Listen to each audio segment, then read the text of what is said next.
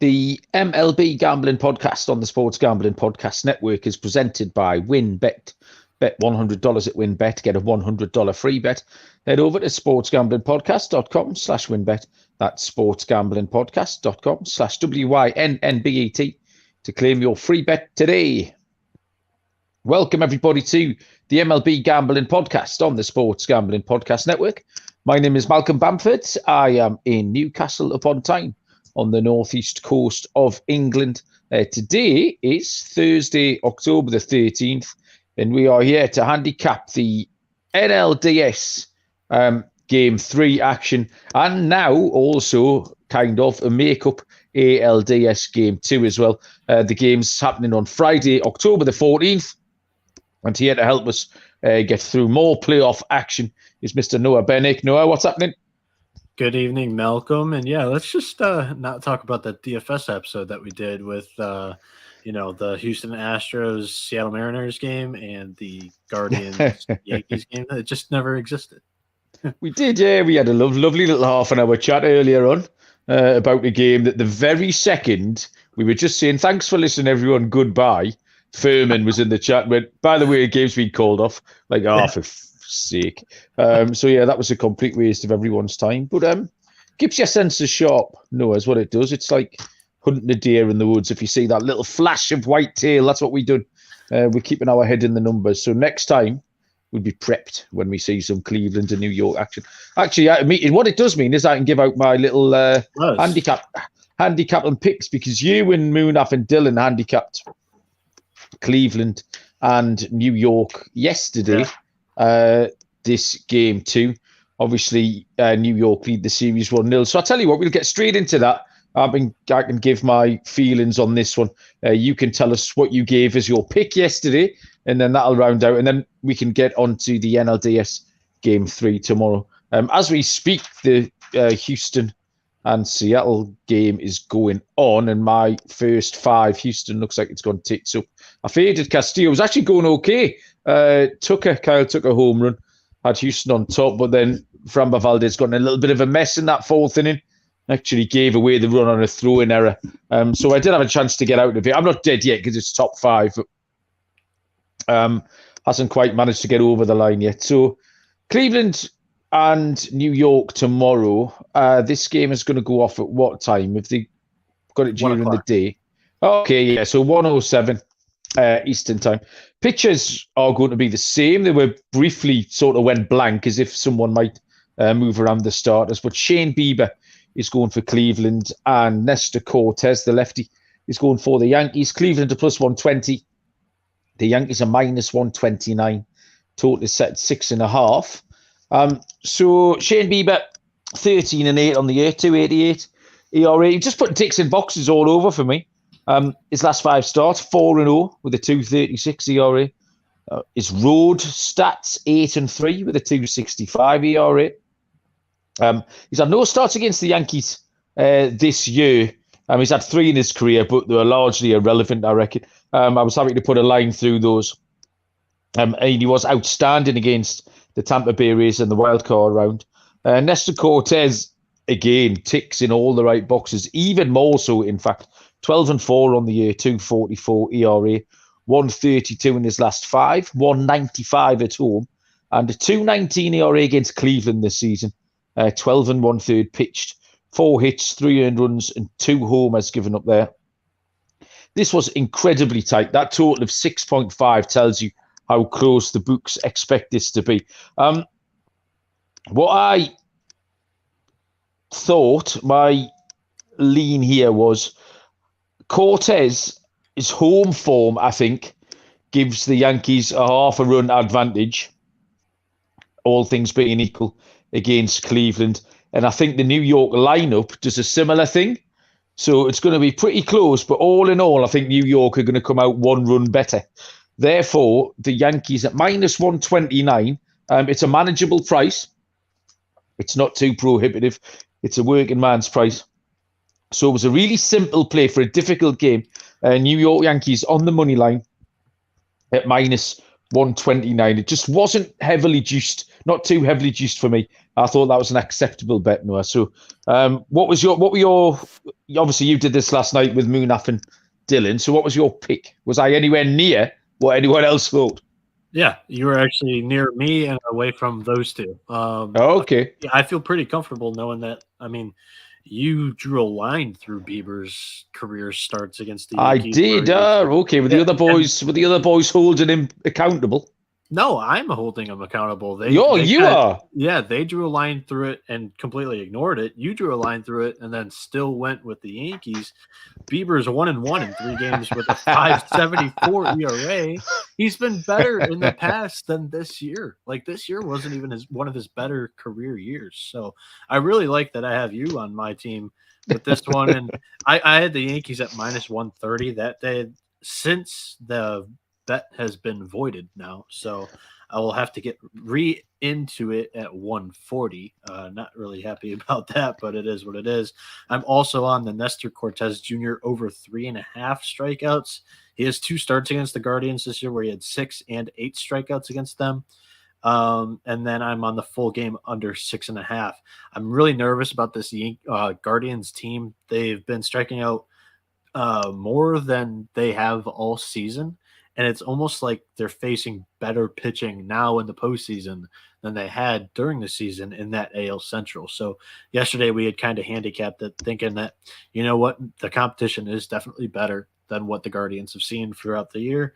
Like the Cortez over strikeouts as my lock there. Okay. Right then, let's get into these National League Division Series. Game 3 tomorrow. Braves and Phillies. Tied at 1-1, but we're going to lead off with the Dodgers and the Padres, also tied at 1-1. Game 3 will start tomorrow in San Diego at 8:37 Eastern Time. The LA Dodgers pitcher will be Tony Gonsolin. Blake Snell, the lefty, will go for the San Diego Padres. The Dodgers are the favourites on the road at -120. Padres +105. Total is set at 7.5. Tony Gonsolin, 16-1 record. Get some of that into you. 2.14 ERA. His last 5 starts, 1.05 ERA. On the road, 7-0 record with a 2.66 ERA. And against the Padres, 0.71.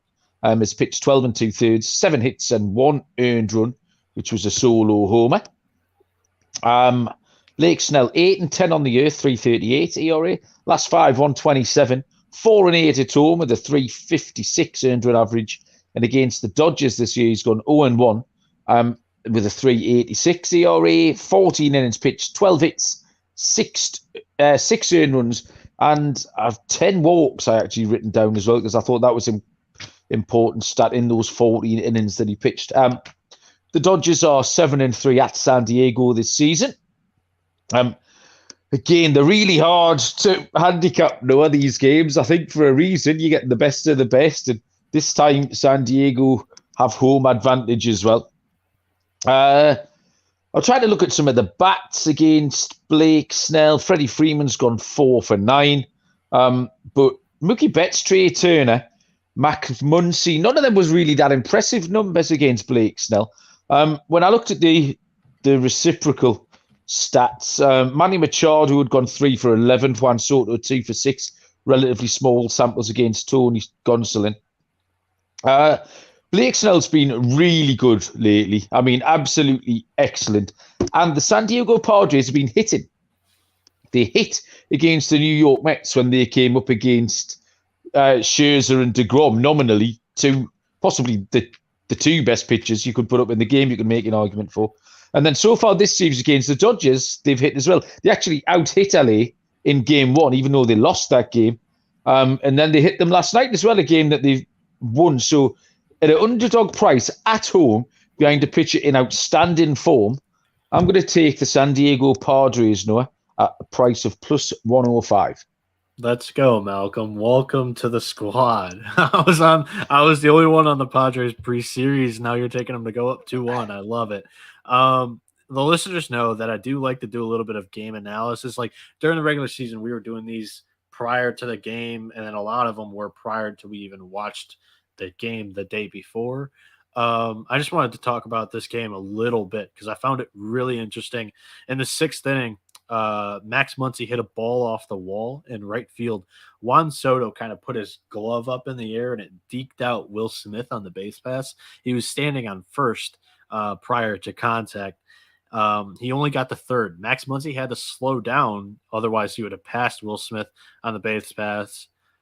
If that would have been a second and third base situation there with one out, you wouldn't get with nobody out, you wouldn't get the strikeout from Robert Suarez, who came in. Bob Melvin put him in the sixth inning in a first and third base situation with nobody out. He gets the strikeout, and then he rolls a double play. If Max Muncy's standing on second base, that double play does not happen. So I thought that was a very, very good play defensively for Juan Soto there. And then something about Josh Hader, because a lot of hate was going on with Hader throughout August. He had a really rough month, his first month as a Padre. 21 of his 25 pitches that he threw yesterday were fastballs. He has had 119 consecutive appearances where he has only thrown 3 outs or less. This was a 4-out save. Normally he likes to have full rest, I guess, with a little bit of arm tightness or soreness after a game. So 25 pitches, he does get a day off before game 3. I don't think that's going to make a huge impact, just something to note. Also, the Padres bullpen has now pitched 10 innings against the Dodgers. They've given up 3 hits, 3 walks, and have 9 strikeouts, 0 earned runs. So big time spots for these Friars coming out of the pen. As for this game, these two teams destroyed a really good handicap yesterday, where we had the first 5 under.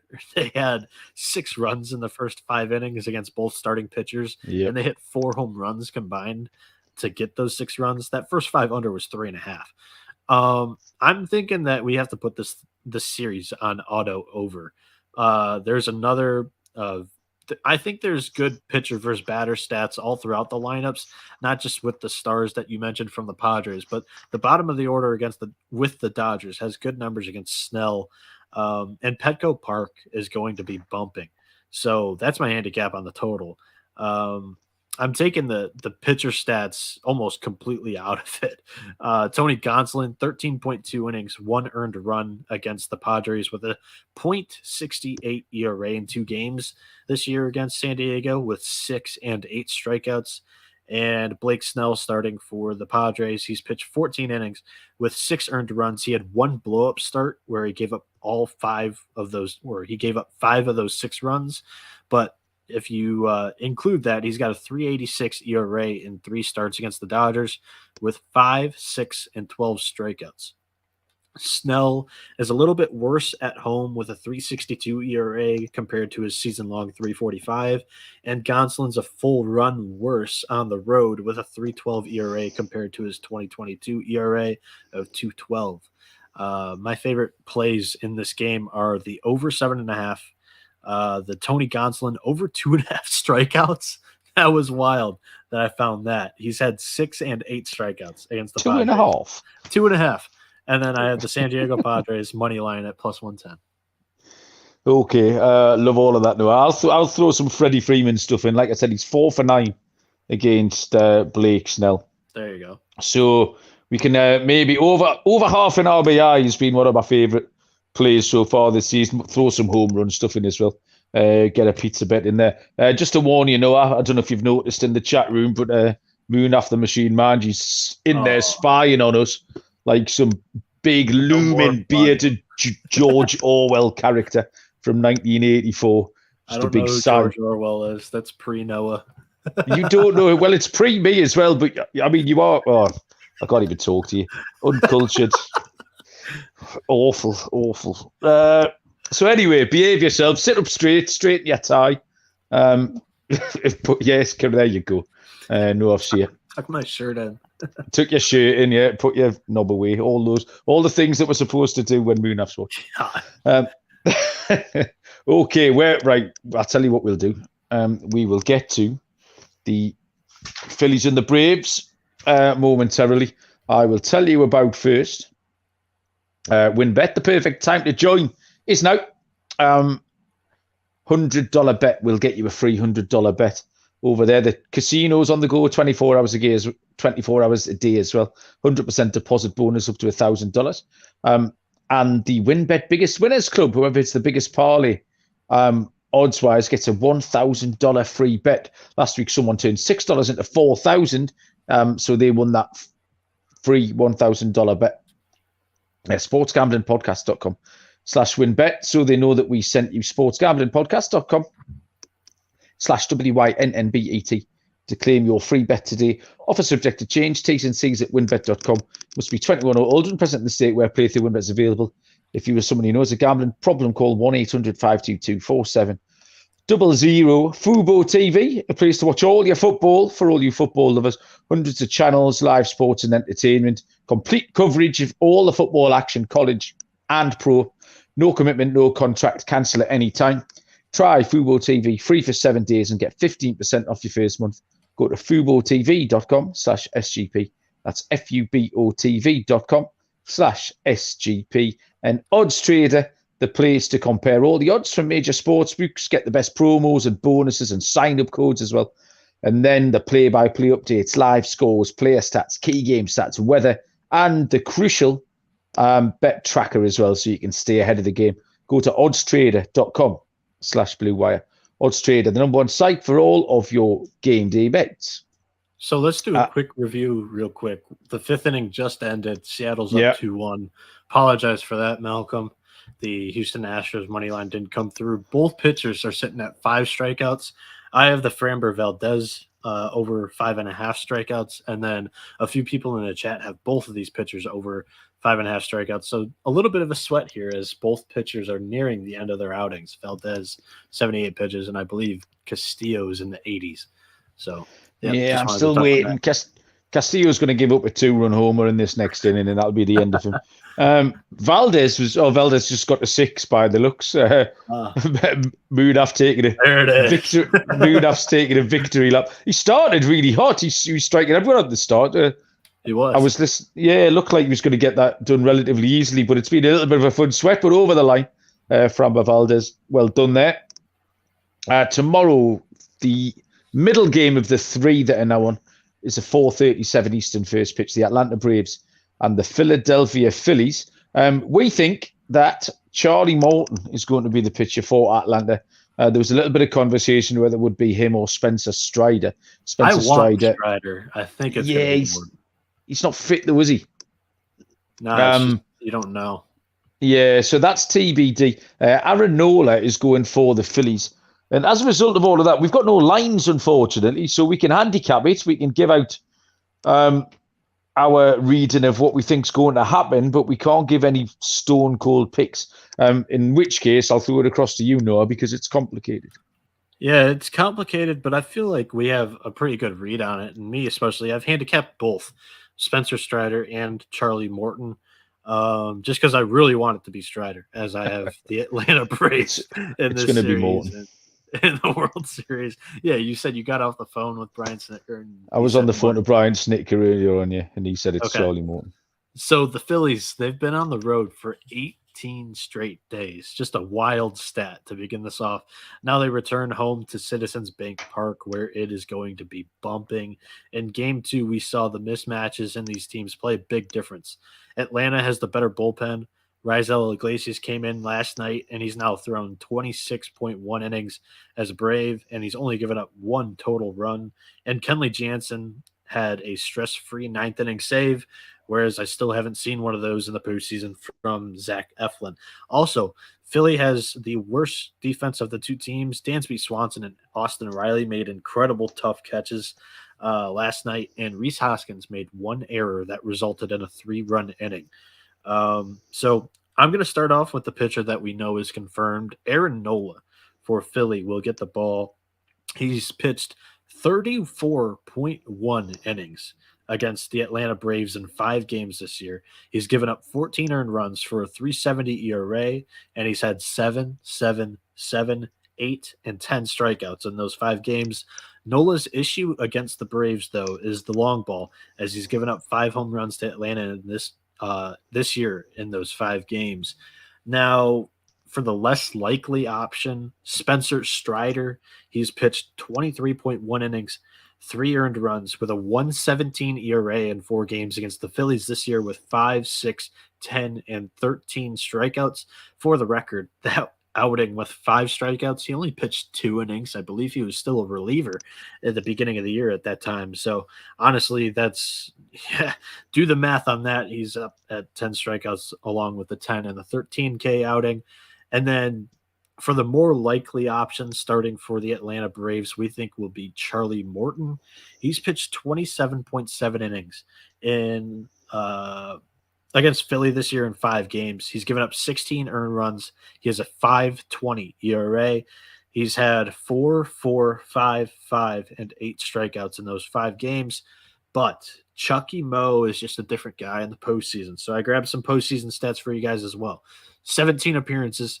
He's 7-4 with a 3.35 ERA and a 2.18 opponent batting average. When you're talking about postseason experience, I don't think there's anybody that will step onto the field during this game that has more postseason experience than Charlie Morton.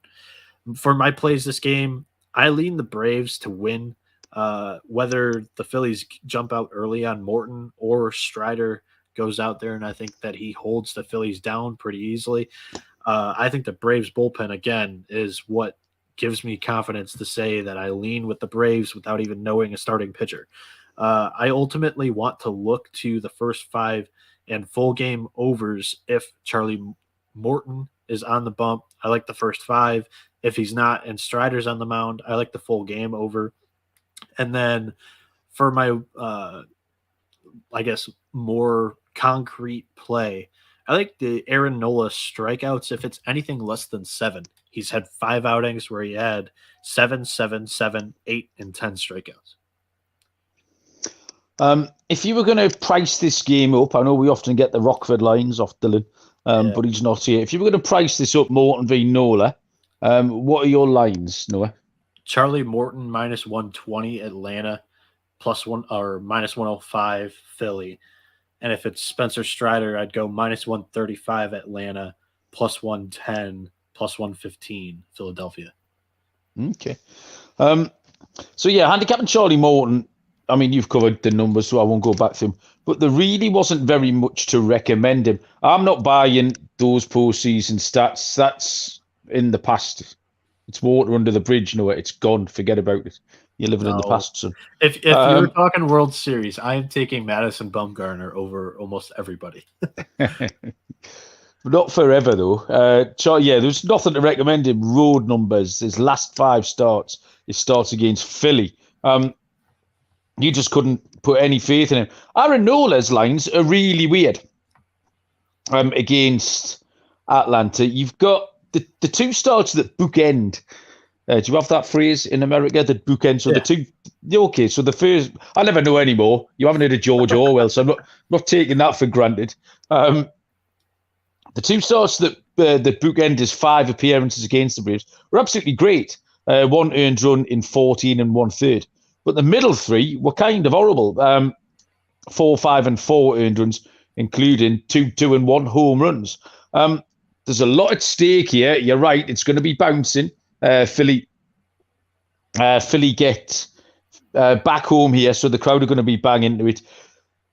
This could be a bit of a wild one, I think. We've had some really fun games so far. It just settled down last night. They were a little bit tighter and a little bit more tense. I think this one could go berserk. I think this could be runs galore and a bit of a roller coaster. However, so I've got the letter O written down, which signifies my over, but we haven't got a number next to it. And I've also written down I like runs as well, because that's a great bit of handicapping. What would your number be? Maybe 8, 8.5, 7.5, 7.5. Yeah, that's it. I don't think game. I haven't seen one higher than 7.5 yet. Exactly. These playoffs haven't been getting numbers anywhere above it. So I mean, you look at the first game, the total was, or the final was 8-7, and then the second game was 3-0. So I think they smack it right in the middle with a 7.5 again. Yeah, that's fair enough. Yeah, and this is going to be a 7-5 tomorrow to somebody. I don't know who, but it's going to be 7-5 to somebody. So yeah, runs for me, Noah. Yeah, I like the play. Again, that was one of the ones that I have written down. I like the first 5 over too, knowing that the Braves see Nola pretty well. Like you said, they have 3 starts where they smashed them and 2 starts where Nola did pretty well.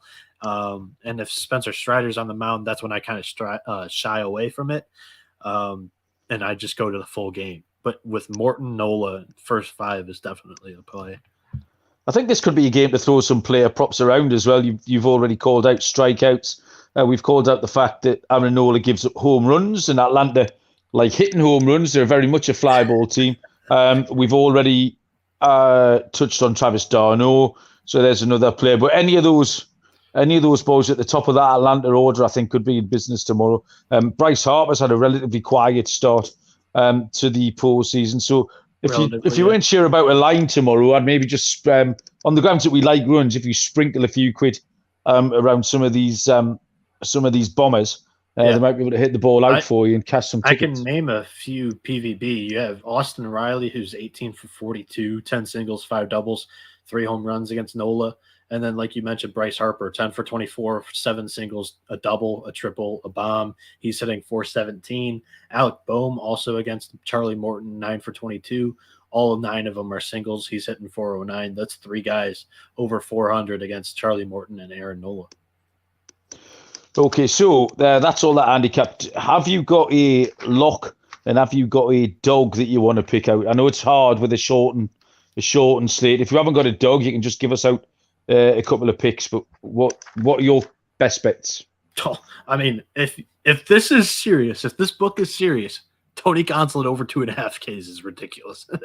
That's going to hit pretty easily. He's had 6 and 8 strikeouts against this Padres team this year, and then you know what? Their first home playoff game since 2005. I don't know if that stat's correct. But Padres money line plus 110 is going to be my dog. I don't know any of these lines, but I mean, I think they have a fighter's chance to come away with that. Snell, he had 1 blow-up start of the 3. He's only given up 1 earned run in the other 2 starts. So he could go very well as well. And I'm kind of counteracting, if Snell deals, the over might not hit, but I also really like the over 7.5 in that game. So I'll repeat all 3 plays that I gave out in the Padres-Dodgers game. Okay. Well, I'll lock the Yankees at minus 129. And I've picked a dog, a plus 105 dog. So I might as well trot it out there, which was the San Diego Padres. They've been hitting. This is tight. Really, really tight. And they've been hitting, which gives them a chance at home behind a pitcher who's been in excellent form recently. So give me Blake Snell and the Padres as my dog. I'll keep it simple. But I think I'll be firing off, especially because it's Friday night. I mean, Friday night props. I mean, it's the weekend. If you can't fire off some wild home run props on a Friday night, when can you know? I forgot about the Yankees game. I like Nestor Cortez over 3.5 strikeouts as well. Also on that Yankees money line and the full game under there too. Cool. Right. Half an hour, nice and done. Munaf can't shout at us. He's still there spying. Captain Encino, I'm going to tout my Europa League pick that he asked me for later on. He asked me for earlier on, gave him a little plus 140 parlay, which cashed incredibly comfortably. No sweat, which isn't really the point, but we'll take it. Money in the bank. Noah, what's just happening? An update. Astros pulled Framber Valdez. Bases loaded over there. Bases loaded, 2 outs. What are you up to? For me, this weekend, I'm actually going up north to my cabin. This is the last week. Oh, nice. We have to remove the boat from the lake, and we have to put it in whatever you want to call it, in like away for the winter. So I have to go up there, but I will also be bringing up all my gear so I can stay with you guys throughout the postseason. So I did it for college baseball. It's not going to be that hard to do it for MLB too. Plus I have you guys to help me out. So love this time of the year. I will not want to miss any of it. So I've got a nice side project this weekend for the Sports Gambling Podcast Network. I am going to unpack the T20 World Cup. Noah, do you know anything about this? I don't. Do you know what sport it is? I know World Cup is soccer. So there you go. No, any sport that has a World Cup is just a World Cup in it. The T20 World Cup it's in cricket, cricket? Which is cricket. Yeah, it's the 2020 World Cup. So It's a really shortened version, so they just play 20 overs. It's like a little turbo. It's almost like a 3 inning game of baseball. So the games last sort of 3 or 4 hours. But yeah, it's a really shortened version, and it's really good fun. It's unbelievably good for betting, and particularly live betting.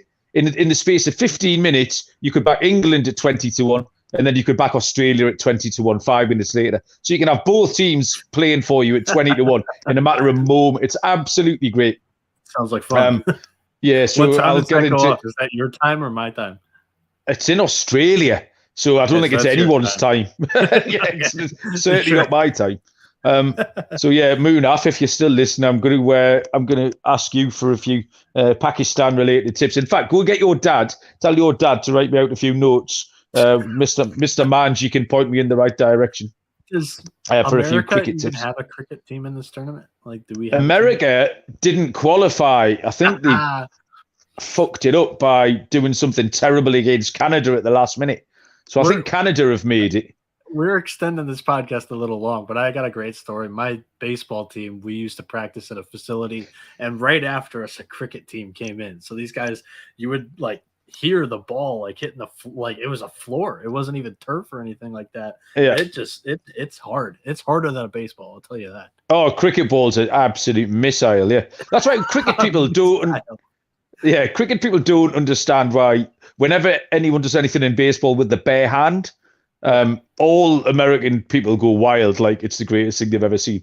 And the cricketers think, well, hang on, we do this every 10 seconds with a missile at 100 miles an hour. Like, but yeah, the T20, I'll try and find you some. I'll tell you who got really into it last year. Was John Boy. John Boy was all over the T20 cricket. So you probably see him tweeting a lot of stuff out next week when it starts. But yeah, it's one of the great betting sports. It's fun to find lots of trends in there, but like I say, it just swings so wildly.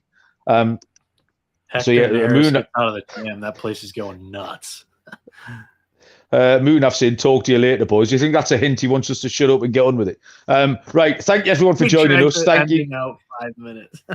Captain Insano. Thanks, Moonaf. We're going. Don't panic. Yeah, enjoy the rest of the baseball tonight and tomorrow. We'll be back at various points. Good luck with all your bets. We'll see you down the road. Cheers.